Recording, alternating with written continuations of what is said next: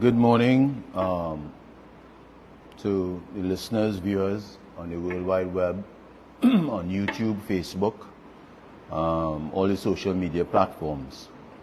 Welcome to our Sunday morning presser from the opposition office. Today is Sunday, the 18th of February, 2024. This morning I am Member of Parliament for Pointe-a-Pierre, also the opposition chief whip. I am joined with my colleague this morning, who will be presenting after me, MP Ravi Ratiram, Member of Parliament for Couva North. And he would have some interesting things to inform us this morning after my brief presentation. I apologize if I have a little cough during the course of my presentation this morning, but I'm still under the weather, so to speak. Let me start off this morning by, as part of my presentation, in the headline that we have seen one witness since the 7th of February, the oil spill that is taking place presently in Trinidad and Tobago on their west coast. And one of the headlines in today's papers, oil spill can have long-term impact on the Tobago economy. Now, Friday in Parliament, the opposition members had raised a matter of urgent definite that was approved by Parliament to be spoken at 6 p.m. But I'll get into that, but let me start off this morning and state to the listeners out there, today, as this nation faces the oil spill in Tobago, as I would have mentioned, Minister Young has kept his usual playbook. Minister Young is the Minister of Energy and Energy Industries, has kept his usual playbook of no answers, no action, and no accountability. Whenever there is an energy-related crisis, Minister Young, as a regulator, runs away from accountability. Whenever, and I repeat, whenever there is an energy-related crisis, Minister Young runs away from accountability.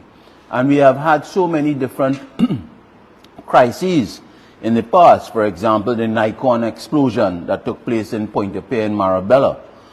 The 4 divers who lost their lives in the Paria pipeline.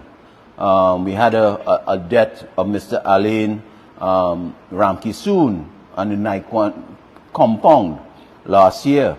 And then recently we had another death of one Mr. Rossi Mansing, while working on the former ArcelorMittal steel plant in Point Lisas. And all these companies fall within the remit of the Ministry of Energy and also the ambit of Minister Young as the substantive Minister of Minister Energy and Energy Industries. So once again, like this oil spill that has taken place since February 7th, we have gotten no clear answers from Minister Young, even when he spoke on Friday in that urgent matter on the adjournment. And I also posed a question to Minister Young during the course of the Parliament sitting on the urgent questions. And I asked him, what is the status as at Friday of the oil spill that is taking place in Tobago? And only on Friday, I think the THA Chief Secretary had a press conference around 3:30 that afternoon. And he called on the central government to be more accountable. The THA Secretary, Farley Augustine, said more transparency is needed from central government.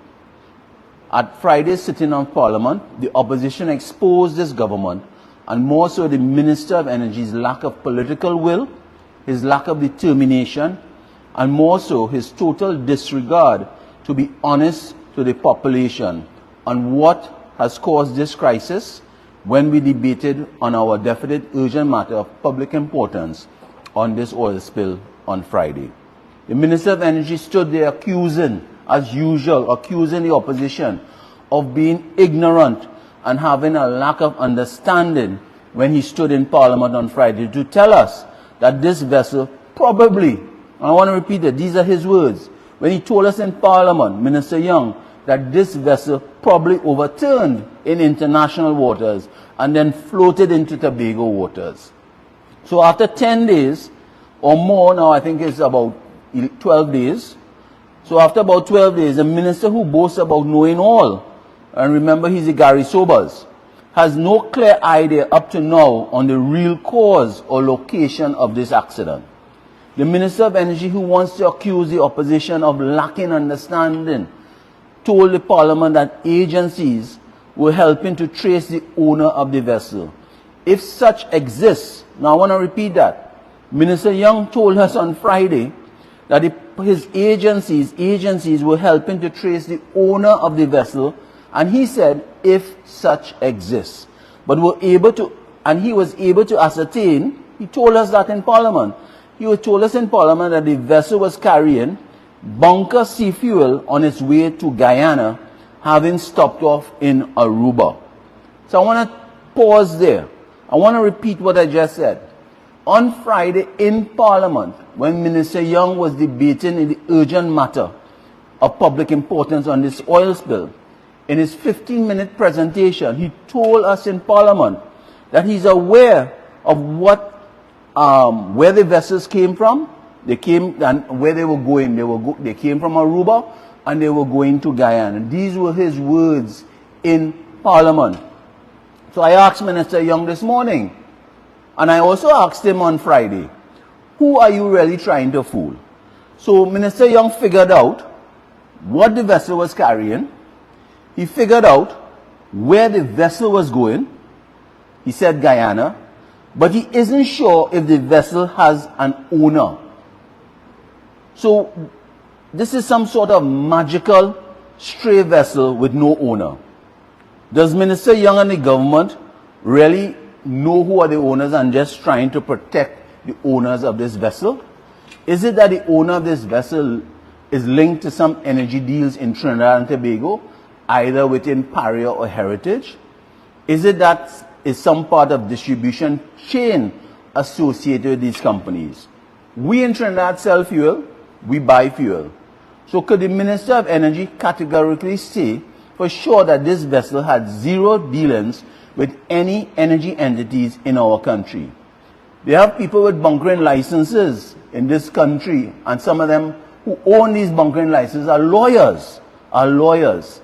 On Friday, the Minister of Energy told us that immediately his ministry implemented a national oil spill contingency plan, which is on the website of the Ministry of Energy, and they were taking the lead, or they took the lead.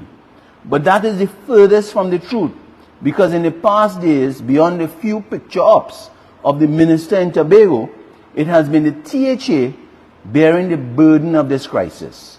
So we ask once again for Minister Young to come clean and tell us, if he's telling us on Friday he knew the vessels came from Aruba, he knew they were going to Guyana, he knew what they were carrying on the vessel, but he cannot tell us who are the owners. Up to now, after 12 days, they have not been able to seal off this vessel that is still leaking oil as we speak today. This government has not been able to seal off this vessel, this barge. It is a barge that is still leaking oil in Tobago waters. So we want to ask Minister Young and the present government why it is that this government is not triggering Tier 3 based on a national contingency oil plan. Why it is that they are not triggering it to go to level 3. Are they afraid that the international intervention will reveal the true owners and dealings of this vessel? And we are aghast, and I think even Chief Secretary Farley is still wondering why have not we been carried this to a level Tier 3 in getting international assistance in sealing off this vessel that is still, this barge that is still leaking oil as we speak. Is Minister Young and the government, like they aided in all other crises, a cover-up? We ask these questions. We are asking these questions. It is totally incomprehensible that on Friday, the Minister of Energy could stand in Parliament and tell this country that after producing oil for over 100 years, we as a nation cannot seal off the leak that is taking place on a barge in Tobago. Out of all the expertise in this country, Minister Young has been unable to gather any expertise to seal off this oil leak. Ask yourself why. We ask that question. Ask yourself why. The fact is, it was the UNC who created this National Oil Spill Contingency Plan back in January 2013, even before the Labrie oil spill. But over the years, this government has failed to train, as required by the plan, the proper human resources to deal with an oil spill and carry out proper research to deal with crises such as this. And if you look in today's daily newspapers, I think one of the media it gives you a history of the amount of oil spills that have taken place in our country over the last 8 years since this government has been in place. What this ordeal has clearly shown us is that the Minister of Energy is not a man for an energy crisis. We have 3 major energy-related catastrophes, and each time the Minister Young has failed Trinidad and Tobago. He has failed us in the Nikon explosion in Marabella, which I am the MP for Pointe-a-Pierre. He has failed us on the Paria divers incidents. And again, I think he has failed us in this cleanup of this oil spill. So on Friday, Minister Young told us, and we only found out on Friday, that Minister Young, when in his presentation for 15 minutes, told us that he went to Venezuela the day before. So the day before, I think either Wednesday or Thursday, he was in Venezuela, not to discuss the oil spill in Tobago. And we are now asking, why did Minister Young go to Venezuela 2 days, or last week, Wednesday or Thursday? And it was not, according to him, was not to discuss the oil spill. But when he arrived, he was happy that the people in Venezuela wanted to discuss the oil spill. So we asked the question, because you see, Minister Young always seems every other week to be in Venezuela. And we asked the question, what he was doing in Venezuela. What was Minister Young doing in Venezuela last week, Wednesday or Thursday? Was Minister Young trying to salvage, and we asked, the drug and gas deal? On the 23rd of January this year, last month, something unique occurred in this country. Every single independent senator voted with the opposition for the opposition's motion in the Senate calling for more accountability on this drug and gas deal. Yet this government continues to disregard accountability on the drug and gas. It was thanks to the Venezuelan Gazette that we learned that the people of this nation received some information and was able to get some information on this drug and gas deal. But today we demand some more answers on this drug and gas deal. The Prime Minister told us that we should not worry because we will not be affected by the licenses that will expire in April, the U.S. sanctioned licenses. It doesn't affect us. This is what the Prime Minister said. We are safe, according to the Prime Minister. But what the Prime Minister has failed to tell this country is really and truly what would happen after April, when the first 6 months ends based on the USA sanctions. I want to refer to a few articles in the Venezuelan Gazette. And there's a timeline that we as citizens of this country must relate to. Article 3 of the Venezuelan license requires that the licensees, which is Shell and NGC, to start and deliver conceptual engineering phase within 6 months of the licensee being published. So the 6 months would run from 6 months from January 29, 2024, and takes us into July 2024. That's the first 6 months. Article 4 gives Venezuela 3 months to accept or approve the conceptual engineering phase. This will then take us into September 2024. Article 5 states that the licensees, which is Shell and NGC, must complete the basic engineering phase within 18 months after the approval of the conceptual phase, which places us into March 2026. We have not even started to drill for gas. These are just the schematics, the planning, and it will take us into, if all things being equal, without any further negotiations, without any further stumbling blocks along the way, we are talking about March 2026 before anything starts to happen with Dragon Gas. So I ask the question, the opposition is asking the question, what we supposed to do until March 2026? This is what we should be asking the government. That is why the independent senators, along with the opposition senators, ask for more accountability on this Dragon Gas deal. So today we call on the government to come clean and to really tell us the true story about this Dragon Gas. Today we pose these questions, Dragon Gas, because in last week, we received confirmation of another catastrophic and financially crippling news for the national economy, with the largest methanol producer in the world announced in an article last week that it would be shutting down one of the largest methanol plants in the region, the Atlas plant based right here in Trinidad and Tobago in Point Lisas in September this year.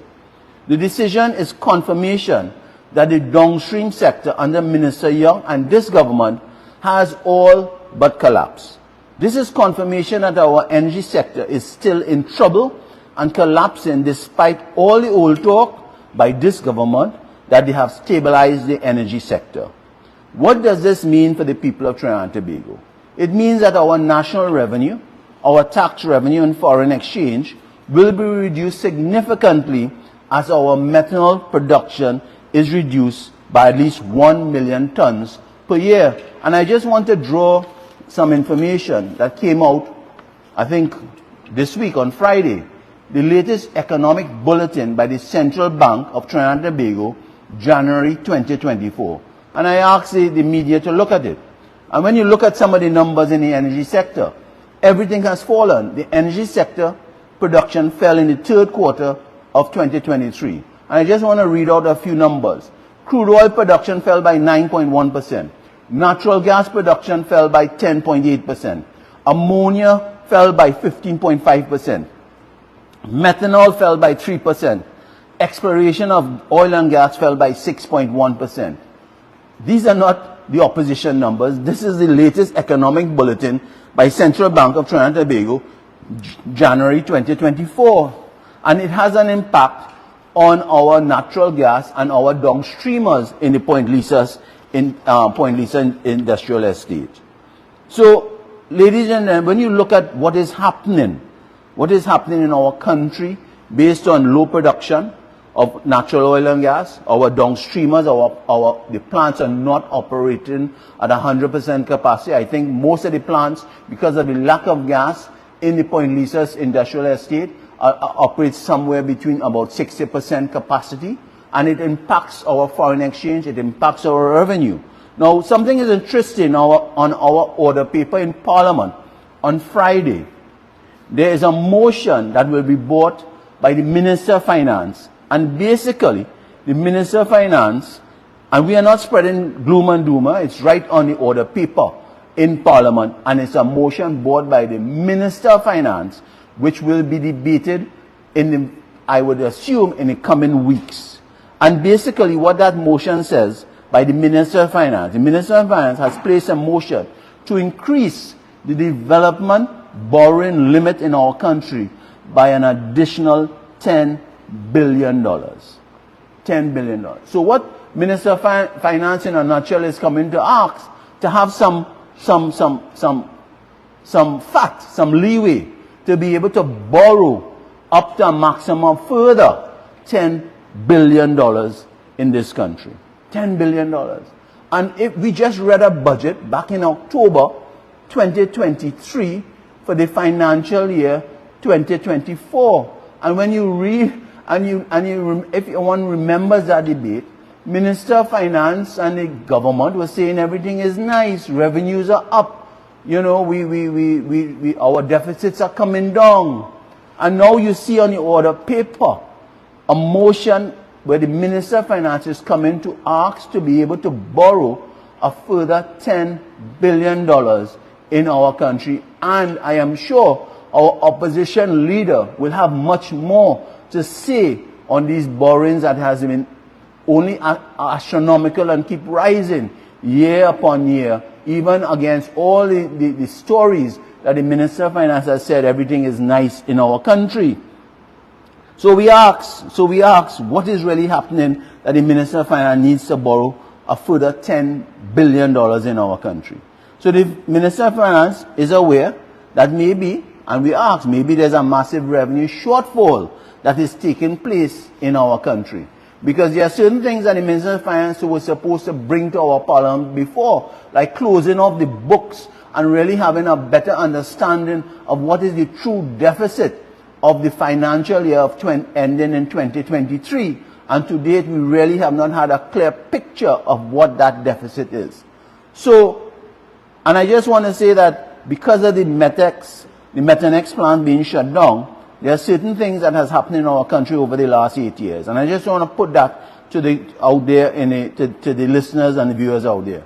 Our natural gas production has gone from 3.5 billion standard cubic feet of gas to 2.6 billion today. That alone tells you that our plants cannot operate efficiently given the lack of gas. Atlas, the methanol plant, is shutting down as there's a gas shortage because this government failed once again on deep water bid rounds for the past 7 years. Atlas is shutting down because there's a gas shortage, because this government has failed year after year to offer proper incentives for upstream companies to invest in exploration. I want to stick a pin here. This government, over the last 8 years, has done nothing in trying to incentivize our energy sectors, our energy companies in our country to explore for further gas and oil in our country. This government has placed everything on this dragon gas and the relationship with Venezuela for the past 8 years. And nothing is wrong with that. The dragon gas is supposed to complement what we have going on in our country. So if this government was serious, this Minister of Energy was serious about exploration, they would have done what is necessary, like what happened under the PP government led by the Honorable Kamala Prasad-Bissessar, in incentivizing our energy sector to ramp up and explore for natural oil and gas, which happened is that we were able to get the Angeline and the Juniper on stream. That is what has saved our country for the last 8 years. But this government has taken a different aspect, and we could never get the answer why they have not really been aggressive in incentivizing our energy sector to continue exploring for oil and gas in our country. All their deep water, shallow water has failed because it lacks incentive. Now, before I close, I want to ask a thing about Minister Young. Why is Minister Young so silent on this Atlas shutdown? The country has to ask that because it will impact our revenues. It will impact our revenue, our currency, our foreign exchange. Why is Minister Young so silent, given the grave news that Methanex will decrease production of methanol by $1 million per ton in the coming year? Over the years, he has boasted about methanol production. This is Minister Young. And I want to say something here before I end. This is the same minister that boasted in the 2023 budget, which is in October 2022, that his government was negotiating contracts in advance for methanol production, when he said, and I quote, for NGC to have gas to supply the downstream petchem plants, they need contracts. This is critical. You do not wait a day for a contract when a contract is about to be expired, or even a few months before a contract expires. You should begin discussions, negotiations, and pushing for the continuation of contractual terms so NGC has gas to supply ammonia and methanol. What happened to these negotiations, we ask? Were they all just fallacies created by Minister Young? Why is Minister Young so silent on the Atlas shutdown, when in 2023 budget he boasted, Minister Young boasted about the profits earned from the negotiations of his government with methanol producers? And I quote, the government standing behind the management of NGC while they were negotiating contracts with the ammonia and methanol producers.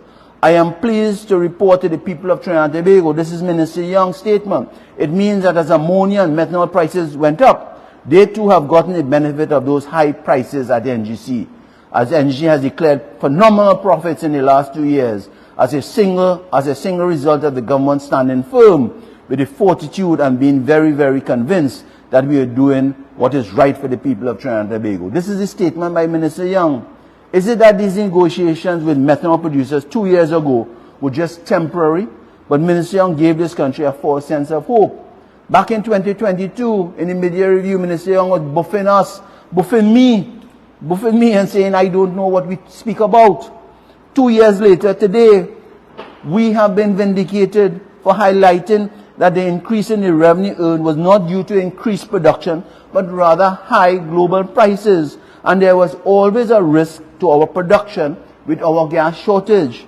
This is the same Minister of Energy, I want to remind you all, the same who told CNN on the 10th of May 2022, everybody remembers he went on CNN, that Trinidad and Tobago was ready to ramp up gas production to supply the war in light of the Ukraine war. This was the same minister who was telling CNN internationally that we stand ready to ramp up our gas production. But yet today, we see in September, the Methanex, or one of the largest methanol companies, will be shutting down. We are at a crisis. Whether Minister Young or Prime Minister Rowley wants to say it, we are at a crisis. That is why Minister of Finance is coming to borrow up to a further $10 billion. He has laid a motion on the order paper, and the leader of the opposition will say much more on this. So, as I end, ladies and gentlemen, I have MP for Couva North coming on to give his presentation this morning. I still want to ask Minister Young if he knew where this vessel in Tobago was heading with the oil. They came from Aruba, they were heading to Guyana. He is saying that, and up to date he cannot find the owners, he cannot find the owners of the barge to be able to get the plans and the schematics of how the barge was built, the layout of the land, so that the divers can seal it off properly and know where to seal it off. And we ask the question, why after 12 days we are no closer in finding the owners to be able to get that information? And the other question we want to ask before I leave, why we have not raised the tier 3 that I think the Chief Secretary is asking for, to raise it to tier 3 where we can get proper international assistance. So ladies and gentlemen, I want to thank you for your time this morning, and as I ask my colleague, the MP, distinguished honorable colleague, the MP for Couva North, to join me here and to for him to present to you this morning, I thank you, and we look forward to MP Ratiram.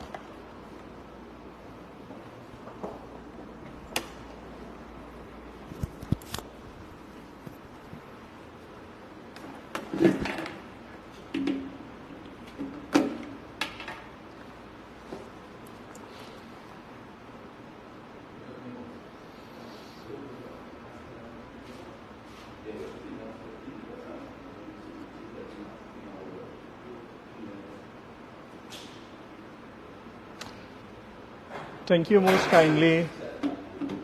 Thank you most kindly, our Chief Whip, Shadow Minister of Energy and Energy Affairs, MP for Pointe-a-Pierre, and Deputy Political Leader, Dr. David Lee, for that very informative and mind-opening presentation exposing this incompetent, uncaring PNM administration and the issues surrounding. A pleasant good morning to the Honourable Leader of the Opposition, the Honourable Kamala Prasad-Bisasa, and my parliamentary colleagues. Good morning to members of our communication team who are here with us, members of the media who are joining us locally, regionally, and internationally, my brothers and sisters here in Trinidad and Tobago, and those who are joining us internationally via the various social media platforms. Pleasant good morning to one and all. This morning, I'm going to use my time to discuss with you the oil spill in the southwestern coast of Tobago and the impact that this oil spill is having on the various sectors, the various industries, and the various stakeholders.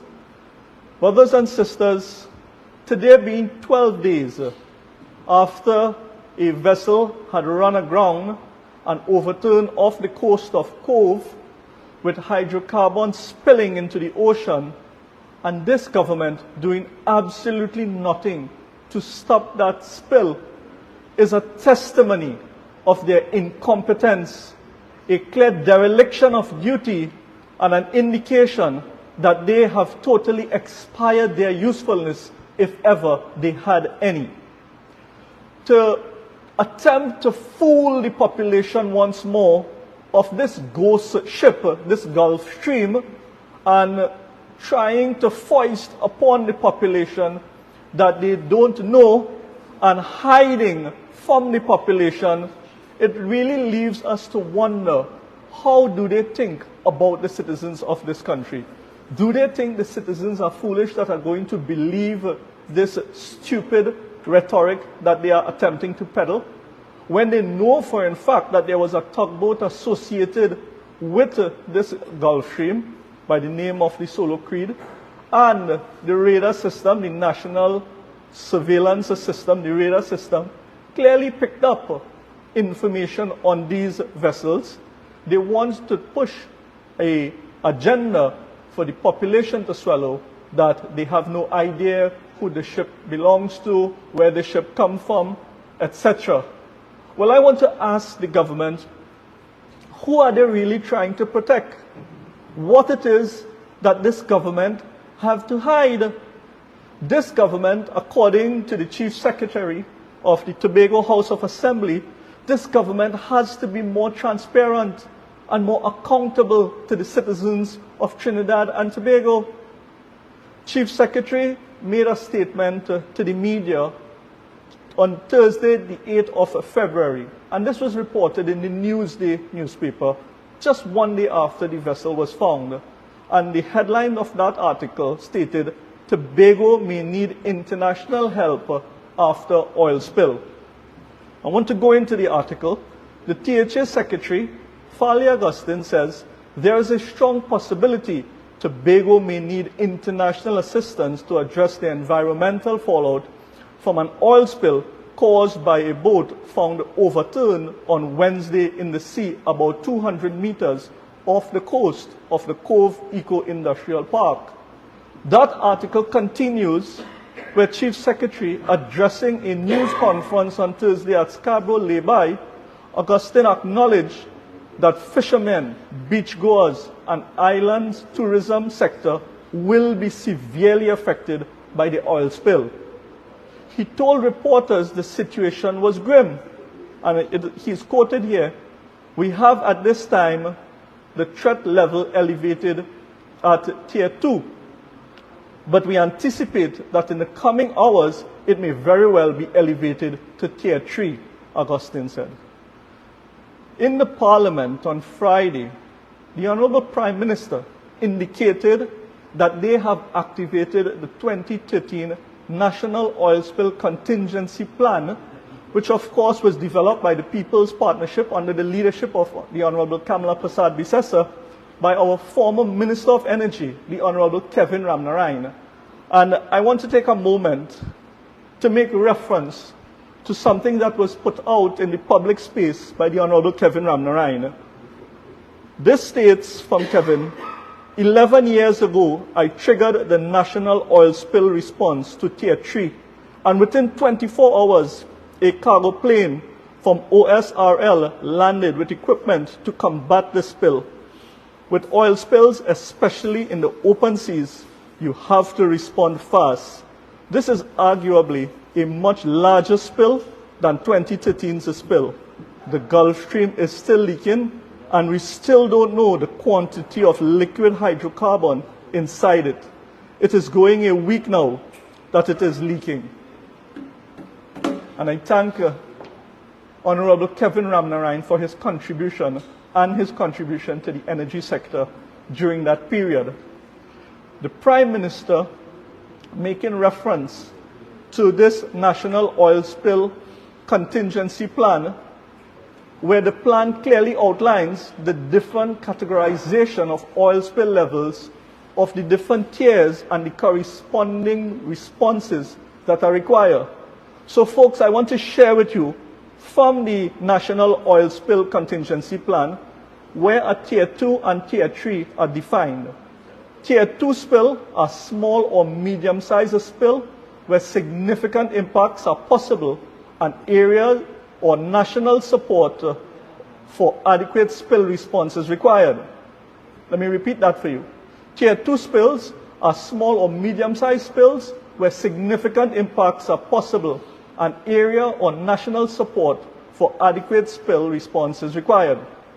Tier 3, on the other hand, Tier 3 spills are normally large spills requiring substantial resources and support from regional or international oil spill cooperatives to mitigate effects perceived to be wide-reaching, that is, of national or international significance. And this is extracted from the NOSCP. On Friday Friday the 16th, it was reported in The Guardian, Tobago spills enter Grenada's marine space. And this is how far this oil spill has actually reached, brothers and sisters. Quoting from Guardian newspaper, Grenada has contacted the Caribbean Disaster Emergency Management Agency and other partners as possible oil from the Tobago oil spill has entered their marine area of responsibility. Brothers and sisters, it is clear that this government has failed to act in a timely and a responsible manner.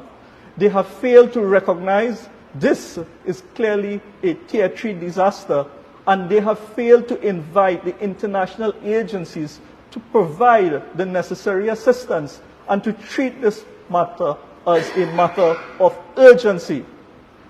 While we look at support from the international agencies, brothers and sisters, I must take the time this morning on behalf of the opposition to congratulate all local skill set and all the boots that are on the ground in Tobago assisting with the containment and the cleanup exercise and the work that is being carried out on the ground at this point in time. However, brothers and sisters, it is important for us to understand the neglect that has been carried out by this government with their failure to attack. Brothers and sisters, you all will definitely recall the Paria incident where the government failed to act. They failed to act in a timely and responsible manner, brothers and sisters. And you all know what was the outcome of that Paria incident, that sad tragedy that up to now the families continue to be affected by. That incident, brothers and sisters, today there are 4 widows in this country as a result of this government negligence that we must never forget. Today we are calling on the government to activate the Tier 3 response and invite the necessary international agencies to assist in having this spill contained and to bring to an end the continuing destruction of the Tobago's ecological environment and now that of the neighboring countries who may also be a threat. Another part of the National Oil Spill Contingency Plan that I want to touch on this morning, which is a very important section of the plan, is the preparedness section. Under the preparedness section, there is the assumption in the event of a major oil spill in the terrestrial and marine environment, the following assumptions are made. And the first assumption that is put forward, A, is that the first priority will be the safety and preservation of life of person and personnel. I want to repeat that. The first priority will be the safety and preservation of life of persons and personnel. Brothers and sisters, we are day 12 now. They do not know what is leaking from that vessel. They do not know the toxicity of the chemical that is being spilled into the sea and reaching our shorelines that is spreading throughout the ocean and that is migrating all the way to the waters of Grenada and possibly Venezuela. Do they know if the spilled chemicals are carcinogenic? Do they know that? What testing have been completed thus far?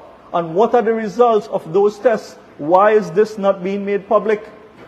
Why the results of these tests, we are at day 12, not being made public if they have gotten any results thus far? The government has a responsibility to ensure that the health and safety of everyone involved in the containment and cleanup activities are preserved. Every single one who is participating in this cleanup exercise, the government has a responsibility to ensure that their health and safety is preserved, brothers and sisters. They also have a responsibility to preserve the health and safety of citizens in the neighboring villages. It was reported by the Newsday just a few days ago in an article entitled "Fishermen and Friends, Tobago Oil Spill Could Get Worse." The article stated that villagers had to leave their homes in the Lambo area because of the stench emanating from the spilled chemicals. Because of that scent that these villagers were exposed to, they had to leave their homes. One resident was quoted as saying, on Wednesday, when the incident had just happened, you couldn't even stay in the area. The stench was horrible. Another resident from the same area, who gave his name only as Hiram, said he was aware of the incident on Wednesday when he came home from work and asked about the stench. Brothers and sisters, we need to ask the question and we need answers. Is continuous air quality monitoring being conducted? Are they conducting continuous air quality monitoring? Are these residents being exposed to volatile organic compounds or any other harmful pollutant exceeding the permissible levels and compromised air quality? What are they using to clean up the spill at this point in time? They need to come and tell the population. The National Oil Spill Contingency Plan clearly has an organizational chart to guide the process, and in that organizational chart, it speaks of an information officer who has that responsibility of putting out this information into the public space where all stakeholders are concerned. What are they using to clean up? Are they using dispersants? What chemicals are being used? If so, if any chemicals, are these chemicals all approved by the Ministry of Energy and Energy Affairs? Brothers and sisters, these are very pertinent questions, especially taking into consideration we also have a team of volunteers on the ground whose lives and health are at risk. With respect to the volunteers, are these volunteers properly trained as per Appendix Q of our National Oil Spill Contingency Plan? What level of training has these volunteers undergo?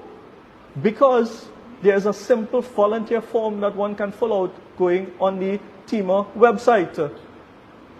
Brothers and sisters, we also need to call on this government and to make their risk assessment public. Was a complete risk assessment done? Has the risk been identified? And are all measures put in place to mitigate against these risks? This risk assessment must be made public to be scrutinized by all stakeholders and all persons involved. At this point in time, I want to turn to the fisheries section under the Ministry of Agriculture, Land and Fisheries, which I have been given the responsibility as the shadow minister on the opposition benches. And I want to ask the question, is the waters of Tobago safe to fish? What testing was done to declare that the waters of Tobago is actually safe to fish? We need to hear this information from the government. And if testing was done, What were the results of these tests?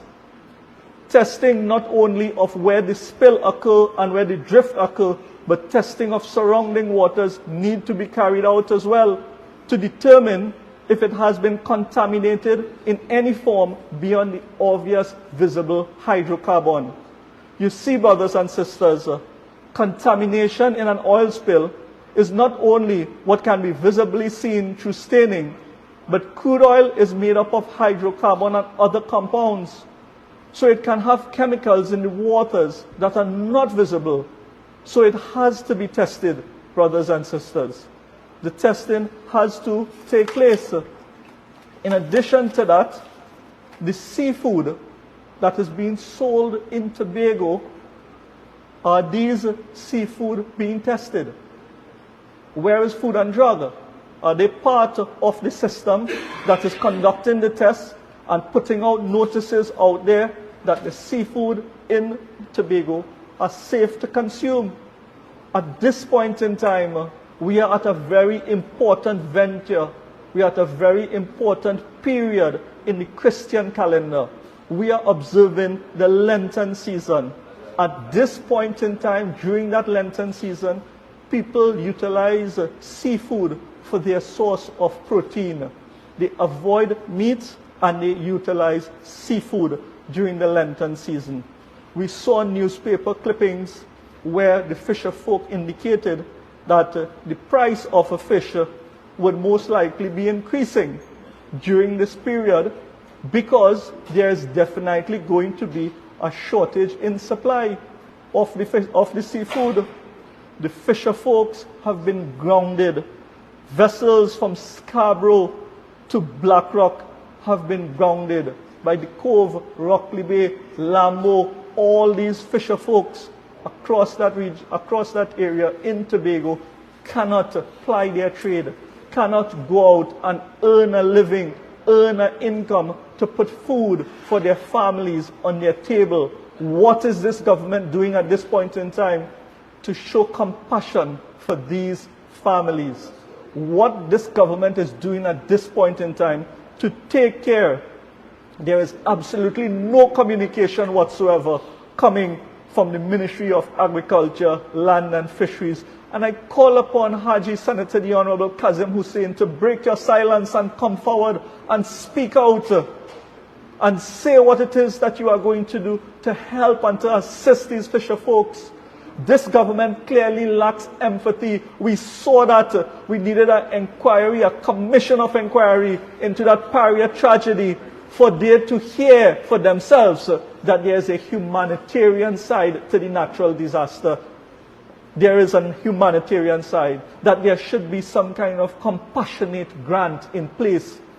Brothers and sisters, this morning we in the opposition are calling upon the government, while it is that the contingencies plan speaks of compensation, which will happen in a long time from now, hopefully, if the government uphold what is expected of them, how these families are going to make it through this tough, turbulent time. How these fisher folks. So we in the opposition, we are calling upon this government, we are calling upon the Ministry of Agriculture, Land and Fisheries to institute a compassionate grant for the fisher folks of Tobago, to assist these fisher folks and to assist the families of these fisher folks.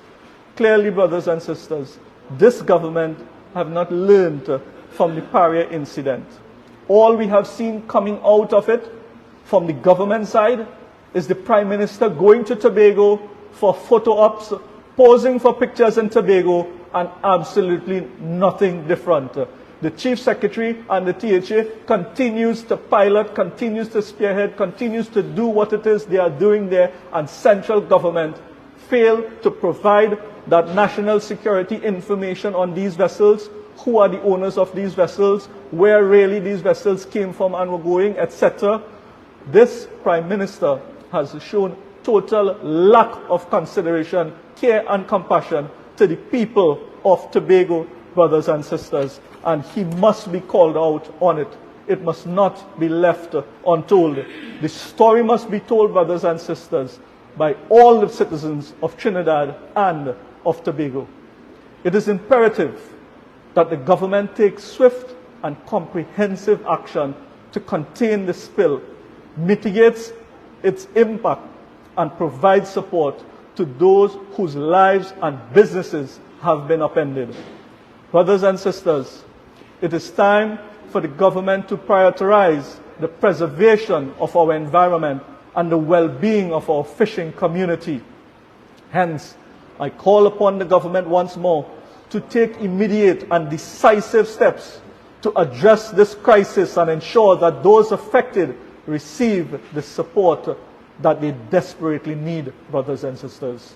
The failure of this government to effectively respond to the oil spill represents not only an environmental catastrophe, but also a profound failure of leadership in this government. All citizens at this point in time, my brothers and sisters, must stand in solidarity with the people of Tobago and our fishing communities and demand accountability from those entrusted with safeguarding our natural resources and the well-being of our people. With that said, brothers and sisters, I thank you all very much for this opportunity to present. I also want to share with you that in addition to this oil spill issue, the number one issue affecting the citizens of this country is the issue of crime. Our leader, the Honorable Kamala Prasad-Bissessar, the leader of the opposition, continue to fight for the citizens of this country to ensure that your safety and your security is upheld, and at least that the government move towards providing safety and security for our citizens and improve the current system. And as of such, our leader has begun the opposition anti-crime consultation across the country, starting in La Jolla, going to San Fernando, and on this Monday, the 19th of February, from 6 p.m., all are invited to join the leader of the opposition in her anti-crime consultation being held at the Chaguanas Borough Hall from 6 p.m. We will be starting promptly, and it will be streaming on all our social media platforms. With those few words, I once more thank you. I thank my colleague, MP David Lee, and now I ask if you all have any questions that we will try our best to respond and to answer. Thank you, Honorable MP for Koba North, distinguished Ravi Ratliram, on that comprehensive presentation on the issues that are happening in Tobago and the oil spills. So we await for any questions from the media. I think there's a couple.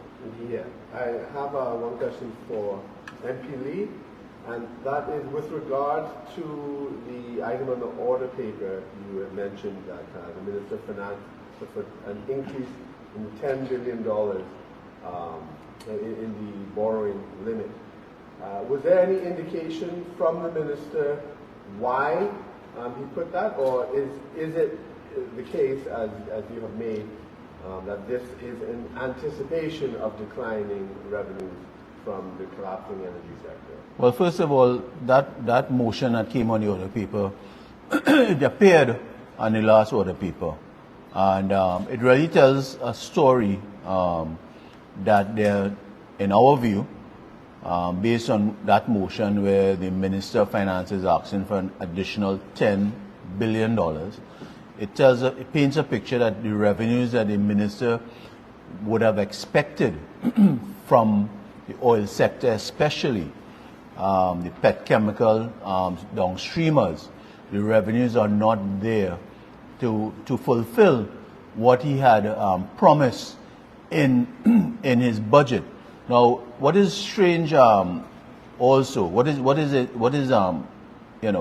on Friday when Dr. Bodo had asked certain questions about certain schools in his Faizabad constituency that were not completed, the response from the Minister of Education basically said that, the work is shut down because of lack of funding.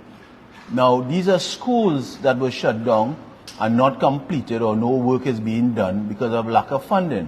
I also have information that during the Christmas period, that no repairs were done on schools during that Christmas break of 3 weeks. No repairs were done, and that's because of lack of funding, I am told again. So we are seeing that that is why maybe the minister has brought this motion on the order paper to ask for an increase in the development loan fund to a maximum of by a further $10 billion that he wants to get his hands on to be able to run the country. So I think, I know for a fact the opposition leader has signaled to her team that we are looking at it very closely, because over the years, over the last 8 years, you would have seen a host of borrowings done by this government. And it is scary, and it paints a picture that the revenues are not there in this country. A question for MP Ratiram. You suggested the creation of a compensation fund for fisherfolk and perhaps others. Do you have any estimation as to how much compensation might be needed? Well, thank you for that question, to allow me the opportunity once more to highlight the call. And it's not a compensation fund that I made reference to. What we are asking for is a compassionate grant. A compensation fund will be worked out for compensation for damage to the assets, etc. at the end of the exercise. But at this point in time, what is happening is that fisherfolk cannot ply their trade in the areas mentioned. Plus, there's going to be a loss of earnings for fisherfolk across Tobago, because now the seafood in Tobago has been compromised. Fishes migrate, fishes feed in one area and swim to other areas. That fisherfolk can catch those fishes and recognize that there's traces of hydrocarbon, etc. if they are visibly present, and may have to dump their catch. That's one, so it's less productivity from the fisherfolk. And then for those who actually catch the fish and come to market, land these fishes, there's going to be a loss of confidence from the people. So the sale itself is going to fall. So fisherfolk across the island are going to be losing revenue, losing income, loss of earnings. And where is the Minister of Agriculture, Land and Fisheries, the Honorable Haji Kazim Hussein? Why he hasn't spoken out on this matter as yet? So this is a compassionate matter. This is a compassionate grant to be able to provide for these fisherfolk so they can provide for their family. That is all they do. They make a living. They earn a livelihood from the waters of Tobago.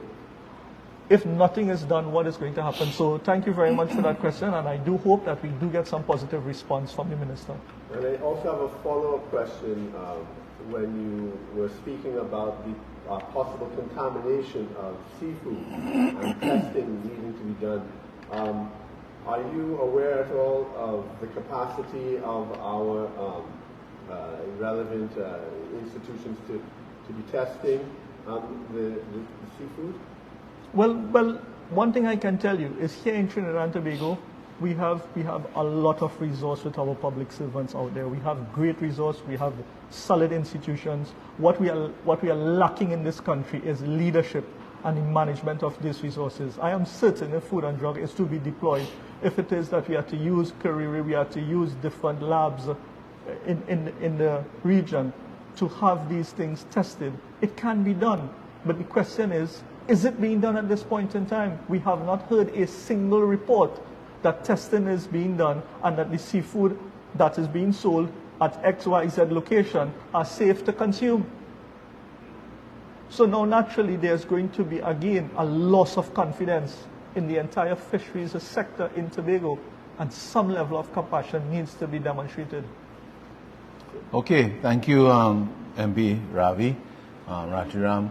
As we end, I just want to remind all of us that tomorrow we'll have, as MP Ratiram said, we'll have our third anti-crime consultation at the Shogunas Borough Hall at 6 p.m. And all are invited. The general public is invited to come and listen and vent and hear your views, ask your questions. I think we have a very Professor Cujo is one of the presenters tomorrow, Selvin Cujo, and we all know the strength of Professor Selvin Cujo and his writings in the daily papers. So again, I want to thank you all this morning for being here, listening, and taking the time to be with us this morning for our Sunday morning presser by the opposition office. I thank you.